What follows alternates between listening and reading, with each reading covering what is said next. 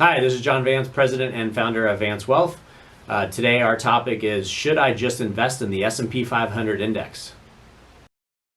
So our next topic is this idea of, should I just invest in the S&P 500? So one of the things that we have recognized is that the S&P 500, which is an index of 500, the 500 largest US companies, um, has performed really well over the last 15 years. And as you know, we're big believers of diversification. And so we get the question as well, the S&P's done so well, why don't I just invest in the S&P 500? Well, quick side note disclosure is you can't invest directly in the S&P. You can buy all the S&P stocks. You can invest in an index or an ETF that tracks the S&P, but you technically can't invest in the S&P.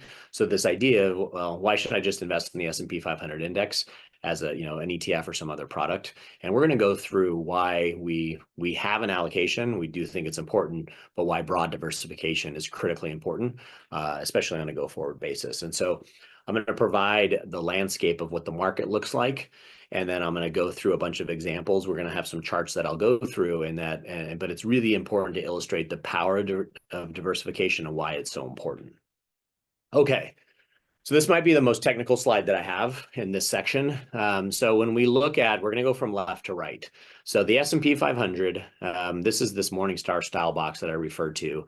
And this is broken down into large companies that are value, blend, and growth, medium or mid-sized companies, or small companies. And so when you look at the S&P 500, that box on the left-hand side, those numbers are representative of the percentages of weighting in the S&P. So as you would read that, the largest weighting in the S&P 500 is 39% is invested in large growth companies. Again, these are a lot of the tech and healthcare companies that you're familiar with. And then if you notice at the bottom, small or small cap is represented 0. So the S&P is primarily a large company index with some mid-sized companies about 20%. So that's just to give you some perspective. So it's pretty much all large company or large cap. Then when we look at the index in the middle, the Russell 3000. So S&P is Standard & Poor's. Russell is another company that tracks and models stocks and builds portfolios. And so this represents the Russell 3000. So this is known in our world as a broad market index, which means it tracks all US companies. And if you notice, while the large, mid, and small exposure, on the large end, there's a lot of similarities, right? The Russell 3000, 35% is in large growth, right? So it does deviate slightly from the S&P, but the difference is, you can see small is there's roughly 3 plus 3 plus 2, so there's roughly 8% in smaller companies in this Russell 3000. So the middle allocation here really exemplifies what the U.S. markets look like, not just the S&P. And then on the far right-hand side, this is a little bit more specific to DFA or dimensional funds and how they build portfolios, which this just tends to be a portfolio strategy that's tilted more towards small cap or smaller companies and more towards value. And you can see that that represents a broader diversification, where small cap, if you add up that allocation, is around 22%, right? So that's how we look at the landscape of what's out there for us. The S&P, the Russell 3000, or a more factor-based that's tilted more towards value companies and small caps. So that gives you the landscape of basically where we're going to start from in our conversation today. So when we look at there's a lot of data here. These charts hopefully will be easy to explain. So this basically looks back over the last 15 years from January of 2009 until December of 2023. And this basically shows that the reality is that the S&P 500 over this 15-year period has earned 611% on a compounded return basis. And the small cap index, as measured by the Russell 2000, is which is a small cap index, is up 398%. Both indexes have done tremendously well, but you can see in this example, the S&P has performed substantially more. And that's why we're getting the question. So I brought the question at the beginning, why shouldn't I just invest in it? And this chart explains the reason why we're getting the question, because large companies have just done much better over the last 15 years. Now, when we drill down even more, what this shows us over on the right-hand side is that in purple, this represents basically large growth companies. So again, the tech and tech and healthcare companies especially, you can see have averaged over 16% per year over the last 15 years. And then you can see when you start looking at the S&P, is up about 14, and then the other indexes, large value, small growth, and small value, have underperformed pretty dramatically, right? So this is why we're getting the question, because the reality is the performance on the growth side of the ledger has been so strong. And part of our diversification strategy is we know markets go through these patterns where certain markets outperform and then they underperformed. And so that's part of what I want to show you through this exercise today. So then this now, instead of narrowing into a 15-year window, this actually takes a look back and says, well, what if I looked at a 24-year window? So this would take us back to January of 2000. So a 24-year window. And then you can see here, this the S&P is represented by this dark green, is up about 7%. And then small value is averaged around 9. So this is the reason why we do believe over a long period of time, we want to be diversified in large value, large growth, small value, small growth, make sure we have a balanced portfolio, because this is a great example. Over 24 years, small value has still outperformed the S&P. And we don't know what the future is going to be. One of the things that is really important is past performance is not indicative of future results, or it doesn't guarantee future results, but we do like to use it as a guide, a little bit of a guidepost to help us drive decisions and give us a sense of where things might be headed.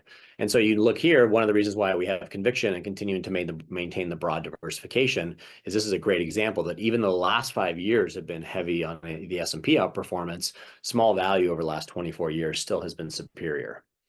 When we start looking at valuation, so one of the questions we get a lot is, where are the markets? Are they overvalued? Are they undervalued? And there's a lot of data on here, but essentially, when we talk about being overvalued or undervalued, one of the key ratios that's used is called the forward PE ratio, or price to earnings ratio.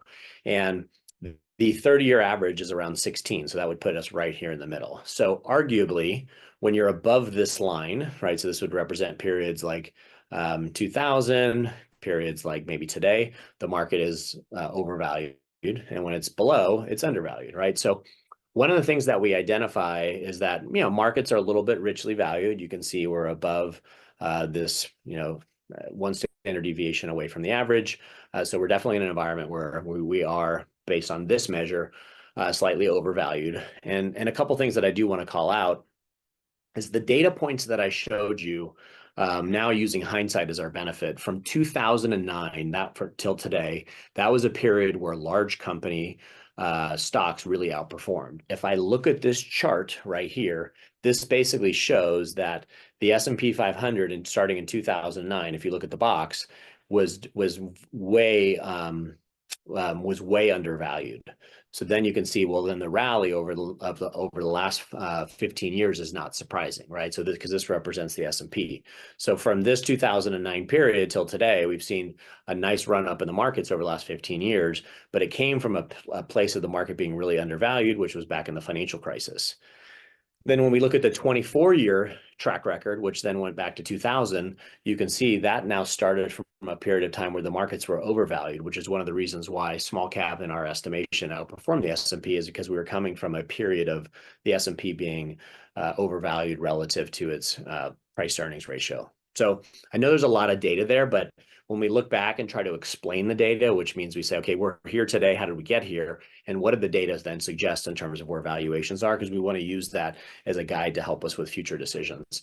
This not only occurred in the U.S., meaning the S&P versus small cap, it also happened in international markets. And so the S&P relative to international markets outperformed 600% to 200, so pretty dramatic. When we look at emerging markets, 600 versus 229%. So you can see this was pervasive. This happened with U.S. markets, international markets, emerging markets through the same period of time. But when we then look back and say, well, okay, well, how did things perform? So we've been looking at this window, and I know I'm throwing a lot of numbers at you. We looked at this window over the last 15 years where large company S&P stocks have done great. And then we said, but from 2000, broad diversification actually did a little bit better. So what happened in that 9-year period from 2000 to the end of 2008? And this chart just shows the S&P versus the small cap index. So right before the financial crisis hit, small caps were outperforming. They were up 84% versus the S&P up 18. So you can see dramatic outperformance of small cap during that window.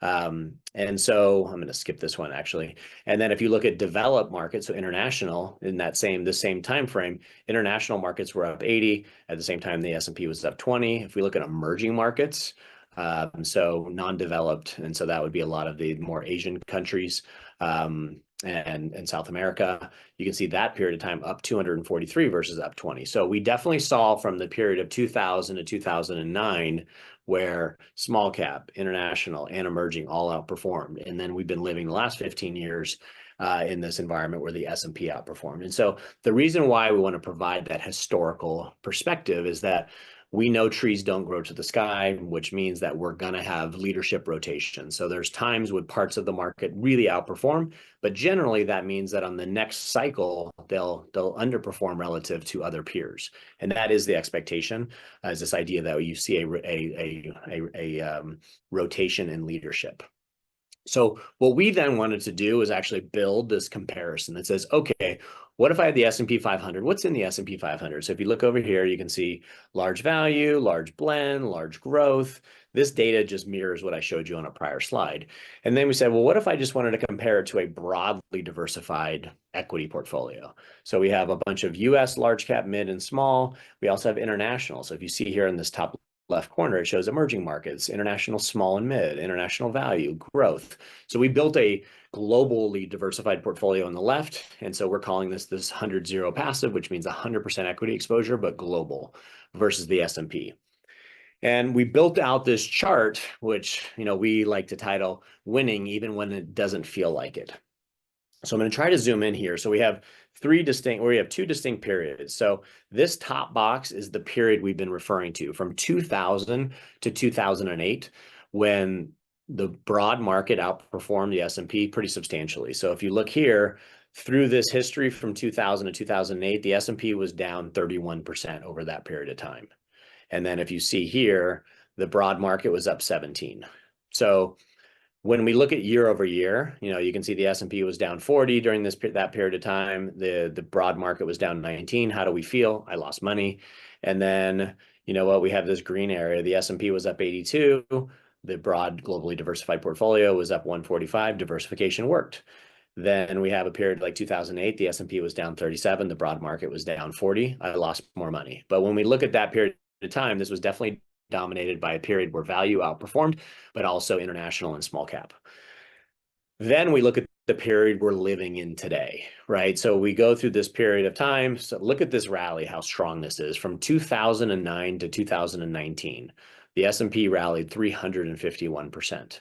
A broadly diversified portfolio was up 317. How do we feel sometimes? I didn't make as much money as the S&P, right? Then the next kind of period of time, you can see I lost money through the next cycle. And then you can see the next rally, I didn't make as much. Then the next period of a downturn in 2022, the market S&P lost 18, your diversified portfolio lost 13, I lost money, right? So it's this mental exercise of I lost money in periods of time, I didn't make as much. And so this diversification doesn't feel good. But at the end of the day, when we summarize everything, at the very bottom, when we look at the whole period of time, this diversified strategy outperformed the S&P when we look at a longer time frame. And so, basically this strategy that we're modeling here, it wins even when it feels like losing. And that's the important thing for us is, we don't know when we're going to shift into an environment where value outperforms, where small outperforms, where international markets start to perform better.